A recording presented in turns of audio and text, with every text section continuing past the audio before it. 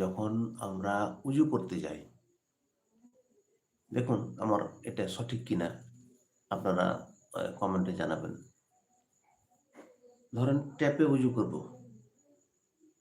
তো ট্যাপটাকে একটু ঢিল দিলাম, বিসমিল্লাহির রহমানির রহিম, ইয়া আল্লাহ, জোহরের কিংবা আসর কিংবা মাগরিব কিংবা ইশা কিংবা ফরজ কি ফজর, এই 5 ওয়াক্তের যে কোনো ওয়াক্তই হোক না কেন, নামাজ তো পড়বো, উজু করতে যাচ্ছি, তো ট্যাপটা ঢিল দিয়ে বিসমিল্লাহির রহমানির রহিম, ইয়া আল্লাহ, জোহরের নামাজ পড়ার নিয়তে উজু করতেছি, আপনি কবুল করবেন। বাংলায় বাংলায় এভাবে বললেও হবে। ট্যাপটা ঢিল দিবেন, বিসমিল্লাহির রহমানির রহিম, ইয়া আল্লাহ,